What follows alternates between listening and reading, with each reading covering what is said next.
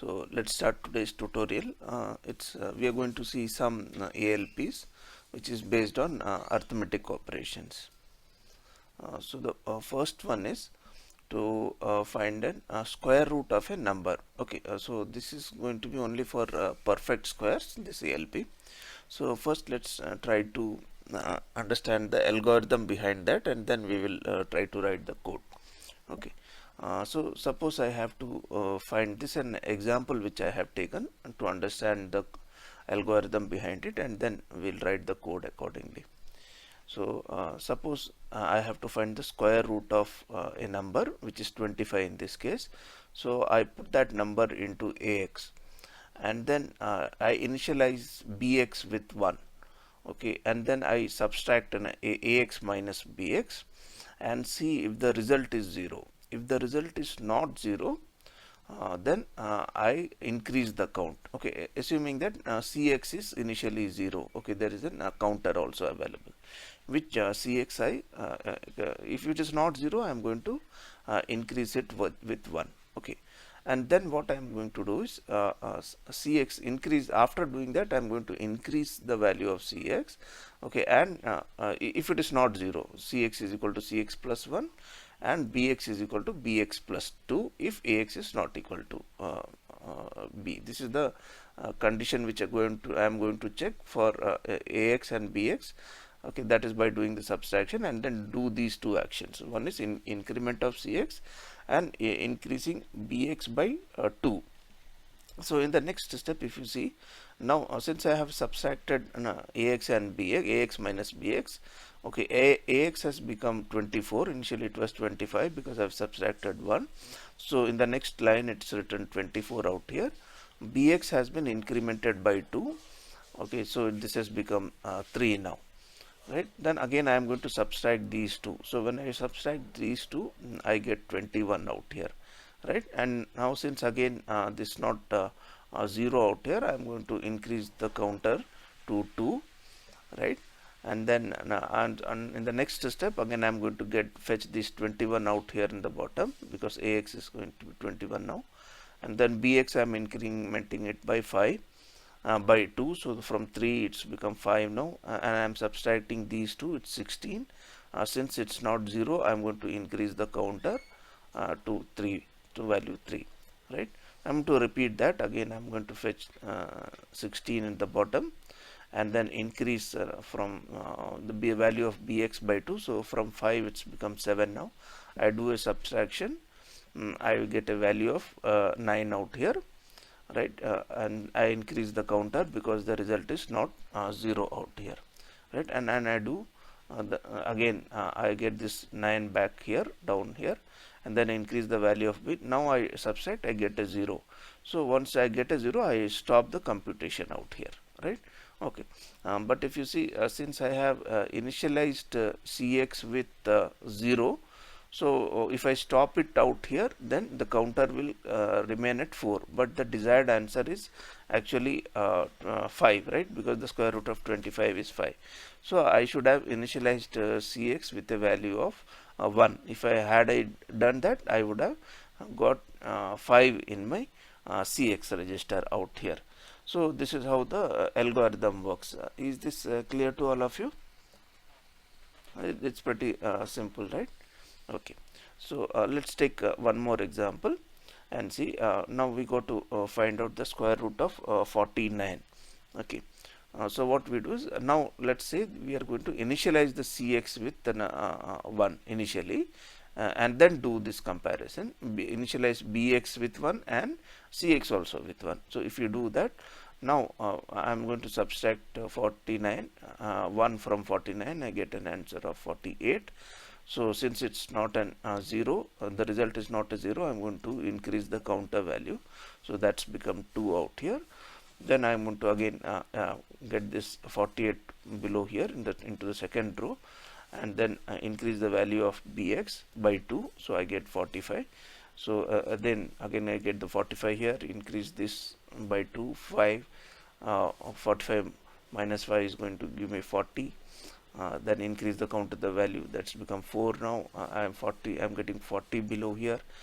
5 plus 2, that's 7, 33, 5 out here, counter value 33 minus 9, 24, counter value goes to 6.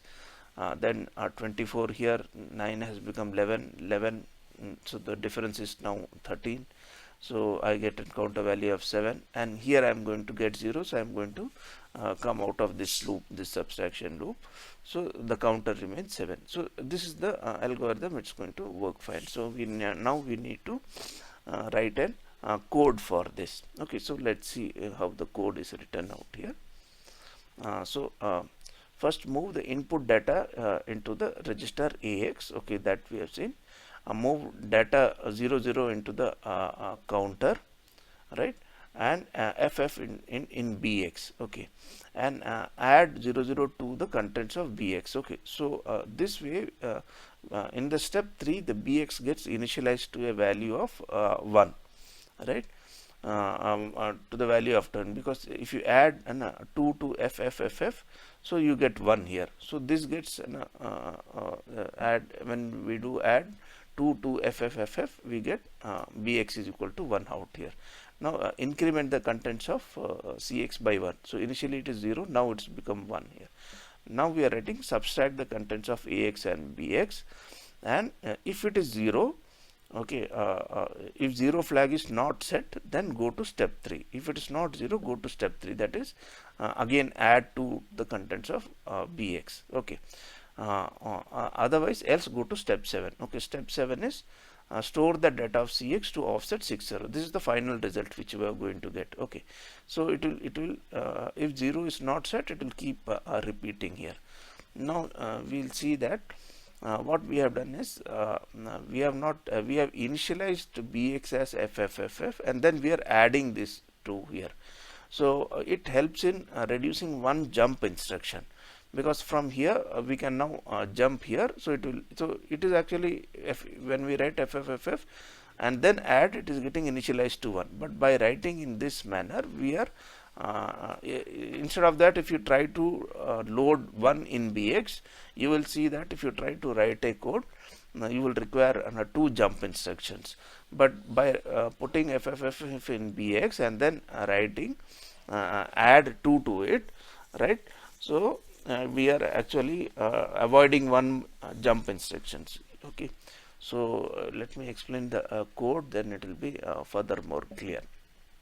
So here we are going to move the data. We are assuming the data is available in this memory location, whose square root needs to be found to AX, initializing CX with 0 and initializing BX with full binary, so FFFF, and then we are writing add BX 2, right. So we are going to add 2 to it, so that this 2 is decimals. So it is going to initialize this BX now to value of 1, then increase CX, subtract AX BX, and then jump to this location. So it will jump. So if it is not 0, J is, and if it's the result, if it's not 0, it will jump here. So it will keep doing this loop which I explained to you earlier. And now once that is done, it will come, once they are both equal, it will come out of the loop, and we know in the counter we get the required answer, so that will be pushed into the memory location. Okay, so is this clear to all of you? Okay, how this works, right? So only thing is, if you try to put here move 1, if you try to put 1 out here with, and then you have to move this add to some bottom, right, because it is already 1 here. So subtract, you do the first subtraction, and based on that result, you have to if you want to make a jump statement, you can try it out doing yourself. You will find that you will have to use 2 different jump stage commands, right. So by putting this out here like this, BX, by loading initially BX with all ones, and then adding this thing, so this becomes, the program becomes slightly smaller. So this is how we try to simplify the programs, right. So these things will come with practice. So when you work in an industry, if there is a program to be written, you can refer to the existing programs, and you'll get ideas from there. Okay. So this is if this is clear, then I'll move on to the next problem. Okay, now the next one is should we initialize Cx to 1?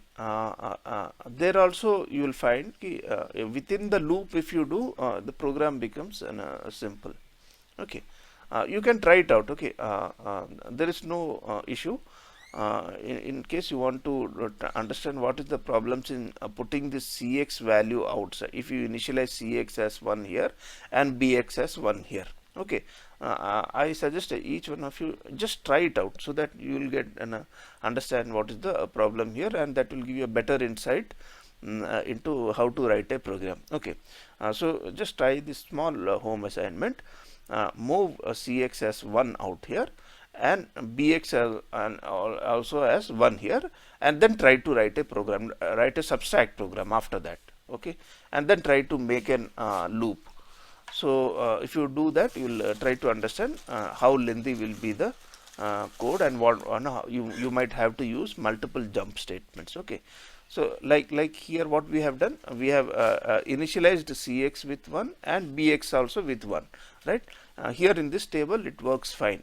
So try to do the same thing in the code also. It won't take much time for you, but it will give a good insight to you what will be the problem here, and what is the advantage of doing this and putting this increment and add x within the loop. Okay, to get the first condition.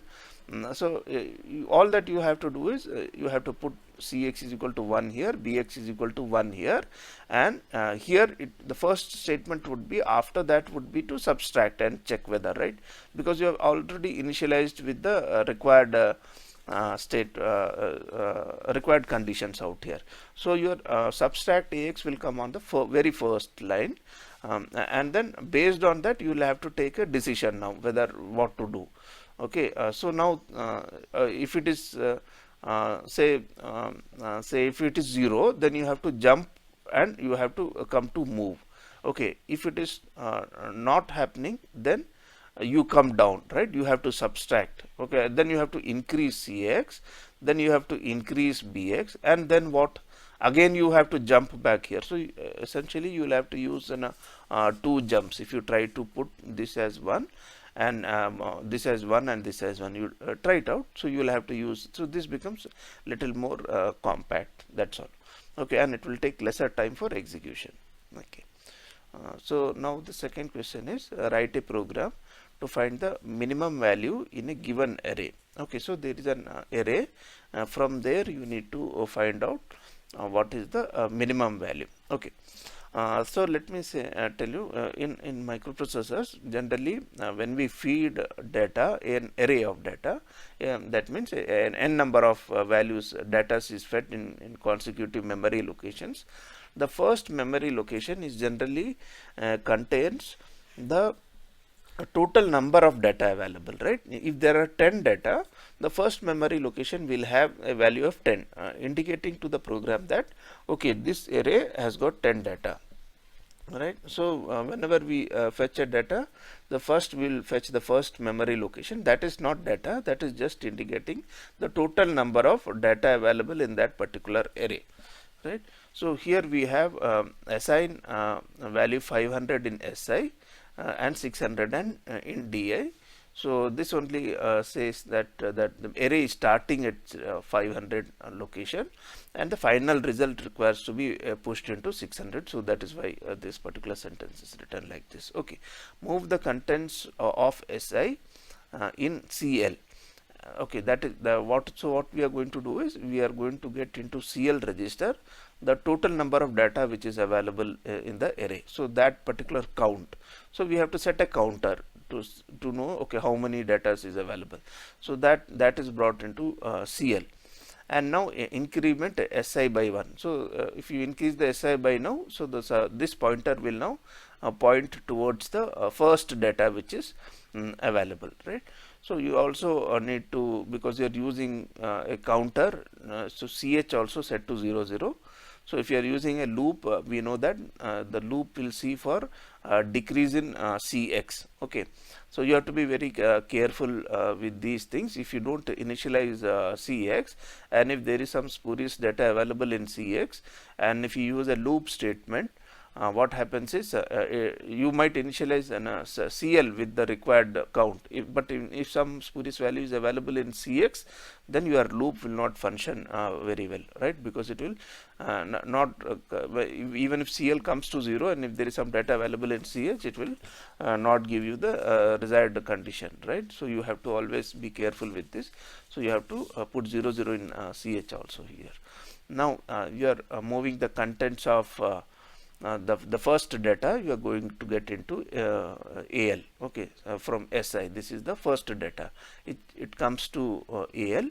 Now since the first data is fetched, you decrease the counter value by 1. Cx is the total number of bytes which are available in the array. So this is you are decreasing the value of Cx. So first byte is taken care of. Now increase the value of Si. So now it is pointing towards the second data, and then move the contents of Si in BL. So from the second contents, the second data is brought into BL. Now compare BL with AL. Now you are doing AL minus BX here, right? Compare the value of BL with AL means you are doing AL minus BX. Now jump to 11 if carry flag is set, right? Carry flag is set, that means if AL is smaller than BL, then you move to step number 11. Okay, now what is it? Go to step 6. So it will go increase the value of Si and again move the contents of Si in BL. That means if AL is small, then you will continue to have the data in AL, and now you are going to get the next byte. Okay, because by increasing Si, I will get the third data, and it will keep doing that and decrease the value of Cx till all the bytes are. So if in case AL is the smallest value, then this loop will keep continuing and it will halt the program and come out of the loop. Suppose in this AL is not smaller, AL is bigger than BL, then this carry flag will not be set, and you will come here, then you move the contents of BL here. Now since BL is smaller, that BL gets replaced into AL. So the smallest, since BL is smaller, that would come to AL.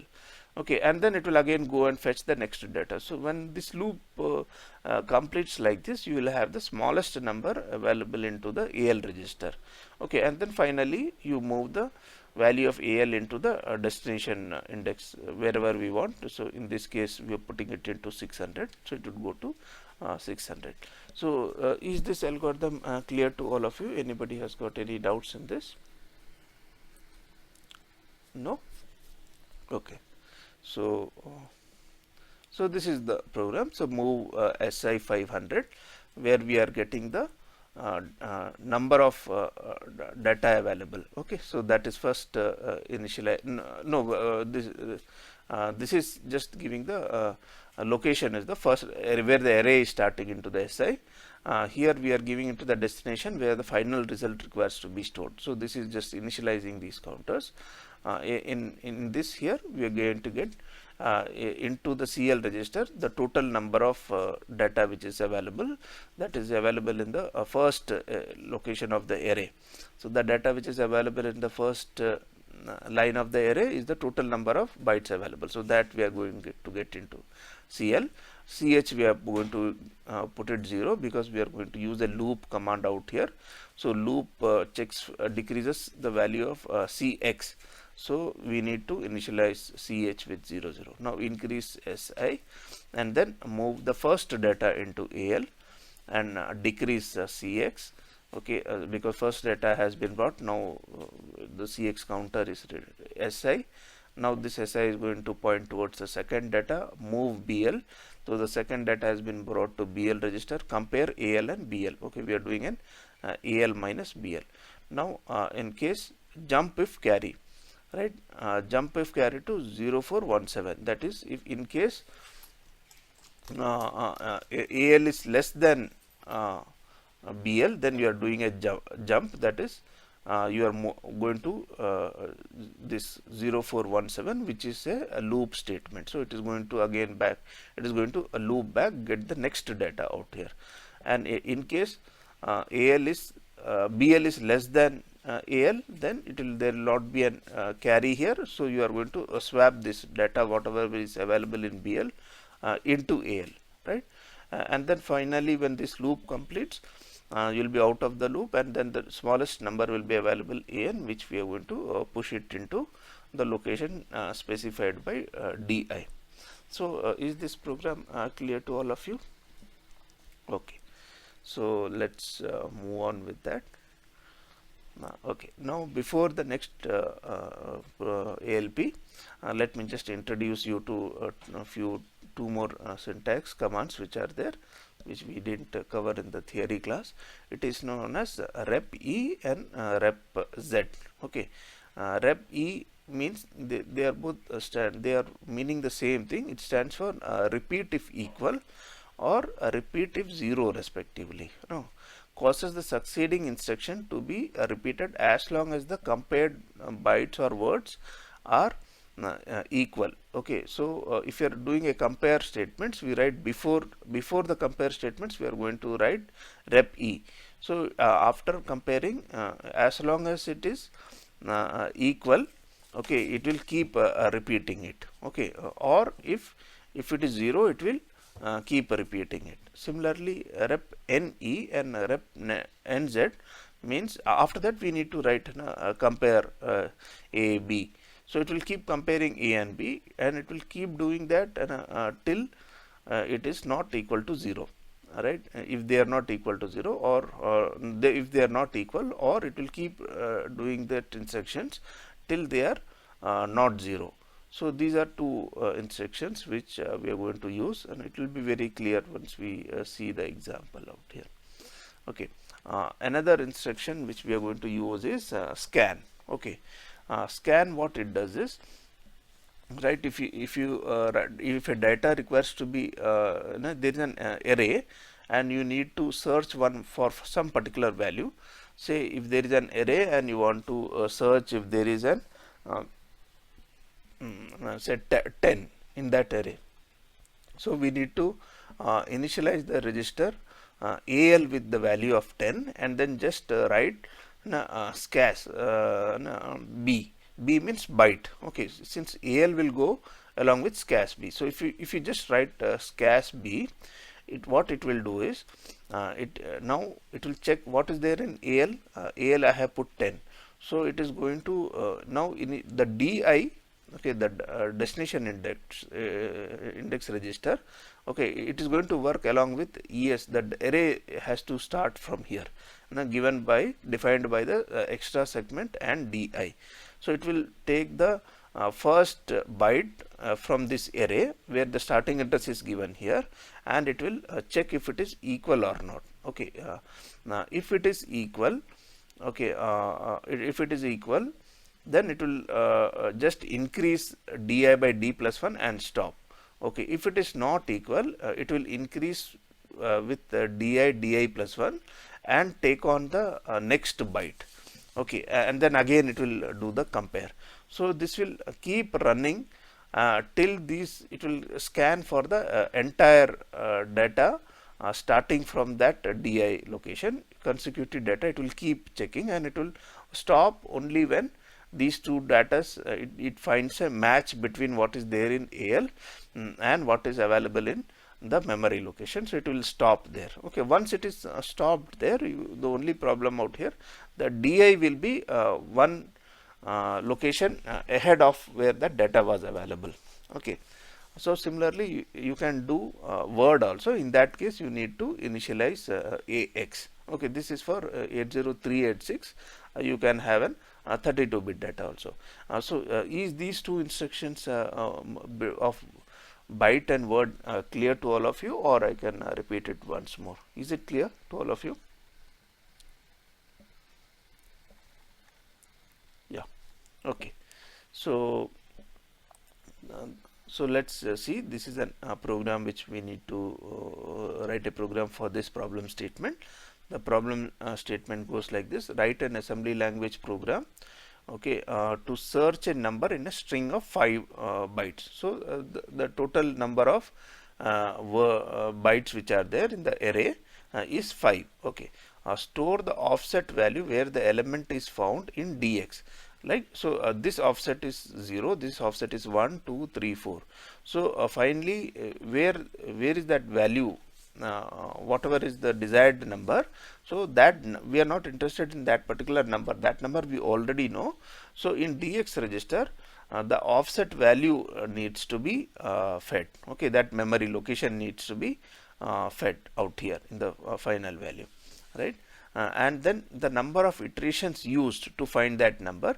So now how many times you have jumped, okay, to get into that number. So that value needs to be written into the bx register. Okay, for an example, so this is an array which is there, 45, A5, 25, 78 and 9c. So once this program, our program completes execution in the dx register, I am interested in finding where this 25 is. So that is available in 0602. So this is the memory offset, right? So that offset value needs to come into dx, and how many iterations I have taken to come to 25. This is like 0, 1, 2. So that 2 should come out here.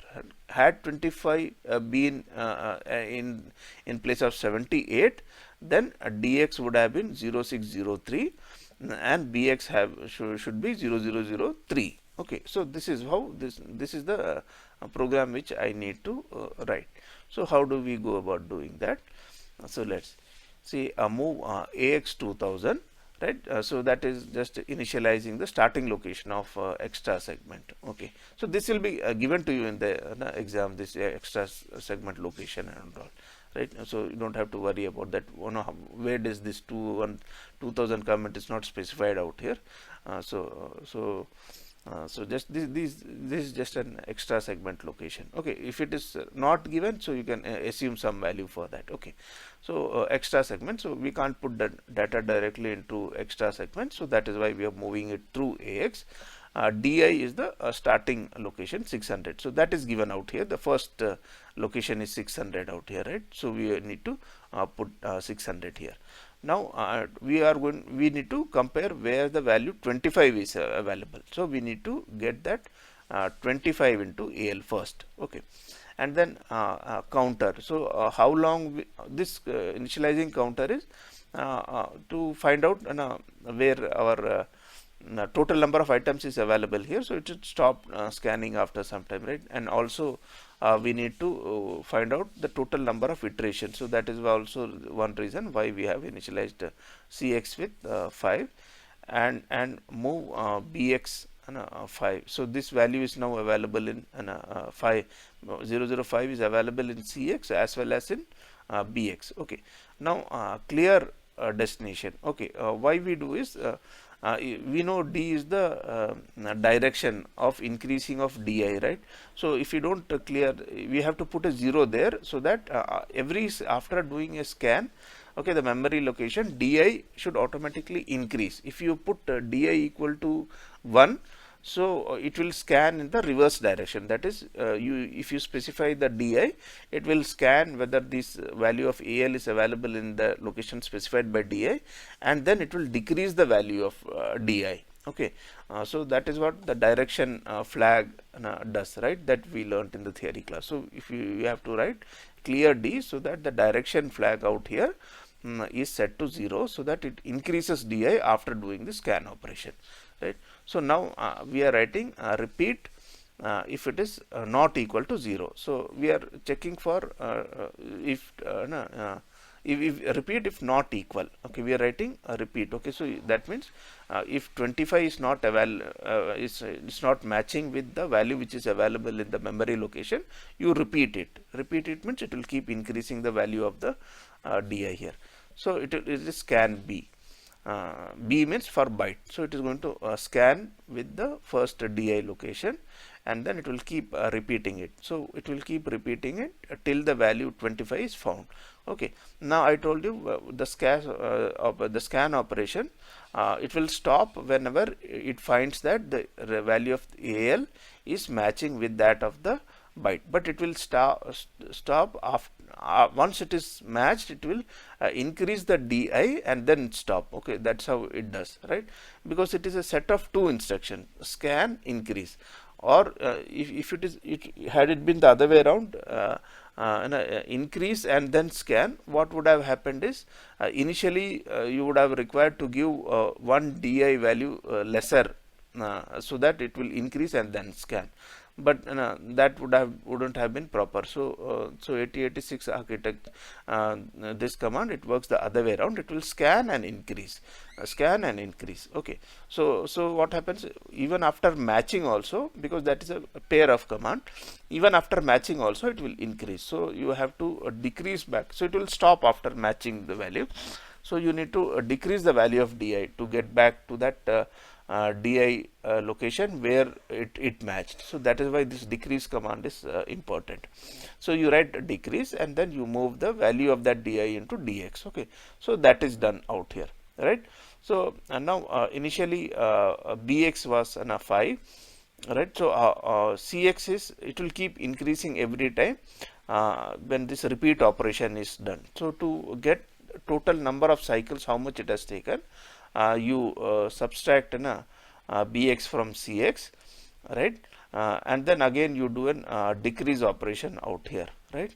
BX to get the value. So this also, suppose it is available in the it is available in the second memory location. So what happens, you see here, so you put BX and CX both are 5 here, right? So CX will increase by 2. Okay, so it will become 1. Initially it is 0, then it will become 1 and 2.